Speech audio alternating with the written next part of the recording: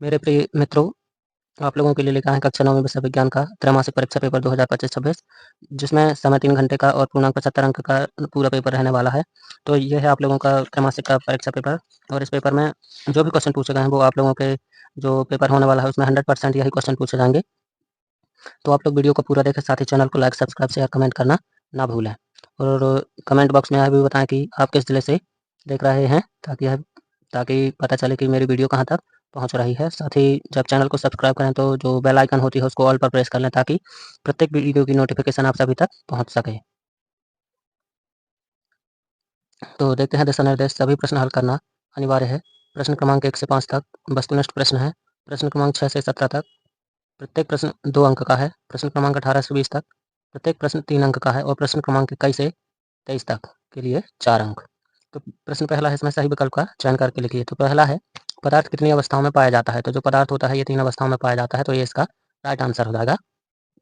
दूसरा है मोमबत्ती का जलना। तो मोमबत्ती का जलना जो है ये रासायनिक परिवर्तन है, जबकि मोमबत्ती का पिघलना जो है वो एक भौतिक परिवर्तन है। तीसरा है, एक कोशिका से 2 या 2 से अधिक कोशिकाओं का बनना कहलाता है कोशिका वृद्धि, कोशिका विकास, कोशिका परिवर्तन और कोशिका विभाजन। तो इसका जो राइट आंसर होगा बच्चों वो हो जाएगा कोशिका विभाजन। चौथा है विषमांगी मिश्रण क्या है? तो जो विषमांगी मिश्रण है, जल में चीनी, चीनी तथा नमक, जल में नमक, कार्बन डाइऑक्साइड में सल्फर। तो इसका जो राइट आंसर होगा बच्चों वह होगा चीनी में नमक। पाँचवा है वेग में परिवर्तन की दर कहलाती है वेग, चाल, त्वरण, गति। तो इसका जो राइट आंसर होगा वह होगा त्वरण। छठवां है विभाज्य ऊतकों के प्रकार। तो विभाज्य ऊतक 2 प्रकार के होते हैं। देखते हैं दूसरा, रिक्त स्थानों की पूर्ति कीजिए। पहला है गैस का आयतन, खाली स्थान होता है। तो गैस का जो आयतन होता है और आकार दोनों ही निश्चित नहीं होते, अर्थात ये अनिश्चित होते हैं। दूसरा है त्वरण का एसआई मात्रक, खाली स्थान होता है। तो त्वरण का एसआई मात्रक ms⁻² होता है। तीसरा है तत्व क्रिया करके ना खाली स्थान का निर्माण करते हैं। तो जो तत्व होते हैं वो यौगिक का निर्माण करते हैं।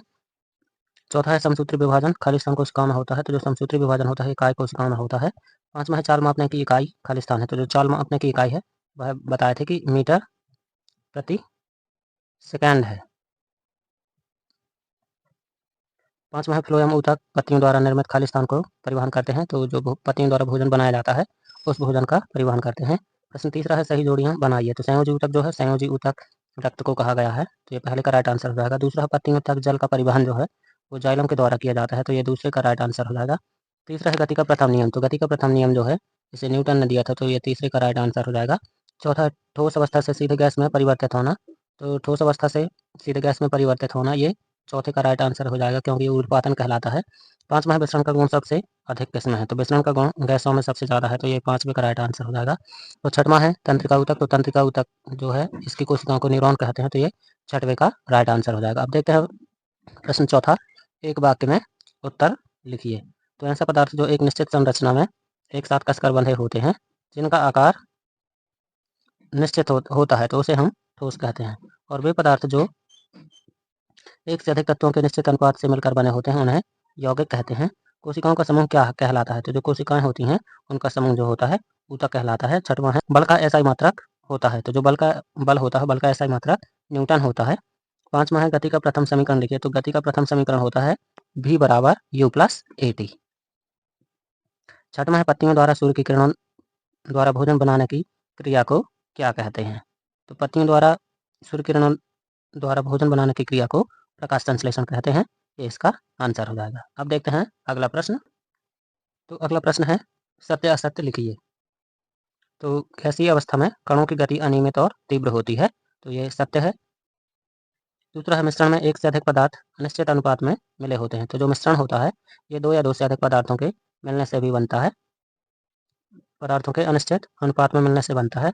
तो वो भी सत्य है। और मिश्रण में एक से अधिक पदार्थ जो हैं अनिश्चित अनुपात में मिले होते हैं, तो ये असत्य हो जाएगा। तीसरा है कोशिका जीवन की संरचनात्मक इकाई नहीं है। तो ये असत्य हो जाएगा, क्योंकि जो कोशिका है जीवन की संरचनात्मक इकाई है। चौथा है वेग में परिवर्तन की दर औसत वेग कहलाती है। तो ये असत्य हो जाएगा, क्योंकि वेग में परिवर्तन की दर को त्वरण कहते हैं। अगर यहाँ त्वरण होता तो ये सत्य हो जाता। पांचवा है प्रत्येक क्रिया के बराबर विपरीत प्रतिक्रिया गति का तृतीय नियम है। तो ये सत्य हो जाएगा। छठवां है वेग का एसआई मात्रक मीटर प्रति सेकंड नहीं है। तो ये असत्य हो जाएगा, क्योंकि वेग का जो मात्रक होता है वह मीटर प्रति सेकंड होता है।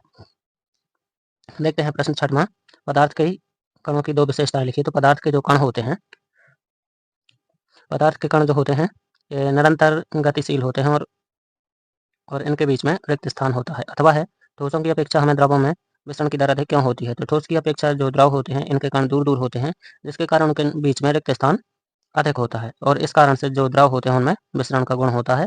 प्रश्न 7 में हम मिश्रण किसे कहते हैं? तो जो मिश्रण है ये दो या दो से अधिक पदार्थों का समांगी मिश्रण। तो जो मिश्रण होता है दो या दो से अधिक पदार्थों के अनिश्चित अनुपात में मिलने से मिश्रण का निर्माण होता है। अथवा है तत्व किसे कहते हैं? तो जो तत्व होते हैं ये परमाणु रासायनिक विधियों के द्वारा छोटे छोटे कणों में विभक्त नहीं किया जा सकता। प्रश्न 8वां है गर्मियों में मटके का जल ठंडा क्यों होता है?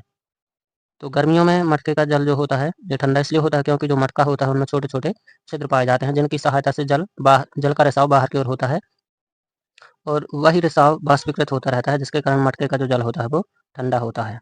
अथवा है गर्मियों में किस तरह के कपड़े पहनने चाहिए? तो गर्मियों में हमें सूती कपड़े पहनने चाहिए क्योंकि जब पसीना आता है तो सूती सूती कपड़े उन पसीने को अपने में समाहित कर लेते हैं और वाष्पीकृत करते हैं, जिस कारण से हमें ठंडक की अनुभूति होती है। प्रश्न 9वां है मिश्रण व यौगिक में कोई दो अंतर लिखिए। तो जो मिश्रण होते हैं ये दो या दो से अधिक पदार्थों के अनिश्चित अनुपात में मिलने से होते हैं और मिश्रण को हम विधियों के द्वारा पृथक्करण की जो विधियां होती हैं उन विधियों के द्वारा हम अलग कर सकते हैं, जबकि जो यौगिक है ये दो या दो से अधिक पदार्थों के निश्चित अनुपात में मिलने से बनते हैं और इन्हें हम साधारण विधियों की सहायता से भौतिक विधियों की सहायता से हम अलग नहीं कर सकते। प्रश्न 10 में है कोलाइड विलयन के दो गुण लिखिए। तो जो कोलाइड विलयन होता है ये विषमांगी मिश्रण होता है और इसके कणों का आकार इतना छोटा होता है कि इन्हें हम अपनी नग्न आंखों से नहीं देख सकते। अथवा सांद्रता को परिभाषित कीजिए। तो सांद्रता जो है ये किसी विलयन में विलय की मात्रा जितनी घोली जाती है वो उसकी सांद्रता कहलाती है और इसके लिए विलय और विलायक का होना आवश्यक है। प्रश्न 11वां है प्लाज्मा झिल्ली को वर्णनात्मक पारगम्य झिल्ली क्यों कहते हैं? तो जो प्लाज्मा झिल्ली होती है ये अपने अंदर से कुछ ही गिने चुने कणों को अंदर और बाहर आने जाने देती है, इसी कारण से प्लाज्मा झिल्ली को वर्णनात्मक चयन वर्णनात्मक पारगम्य झिल्ली कहते हैं। अथवा है रंध्र के दो कार्य लिखना है। तो जो रंध्र होते हैं यानी स्टोमेटा, तो ये जो स्टोमेटा होते हैं इनसे बाष्पोत्सर्जन की क्रिया भी होती है और ये श्वसन भी इन्हीं से करते हैं। 12वां है एक समान गति किसे कहते हैं? तो एक समान गति जो है जब कोई वस्तु समान समय में समान दूरी तय करे, जैसे 2 मिनट में 2 किलोमीटर की दूरी, फिर अगले 2 मिनट में 2 किलोमीटर की दूरी, तो उसे हम एक समान गति कहते हैं। अथवा है त्वरण किसे कहते हैं? इसका एसआई मात्रक लिखिए। तो जो त्वरण होती है ये वेग में परिवर्तन की दर को हम त्वरण कहते हैं और इसका जो एसआई मात्रक होता है वह होता है ms⁻²। प्रश्न 13वां है पैरेन्काइमा तथा कुलेनकाइमा में क्या अंतर है? तो जो पैरेन्काइमा होती हैं ये जीवित कोशिका वाली होती हैं और इनमें पतली कोशिका भित्ति पाई जाती है और जो पैरेन्काइमा होती हैं उनमें कोशिकाओं के बीच में रिक्त स्थान पाया जाता है। और इसके साथ ही ये जो पैरेन्काइमा होती हैं ये प्रकाश संश्लेषण का कार्य करती हैं, जबकि जो कुलेनकाइमा होती है ये जीवित कोशिका वाली तो होती हैं लेकिन इनमें कोशिका भित्ति जो होती है वो मोटी होती है और ये पौधे को यांत्रिक सहारा प्रदान करती हैं।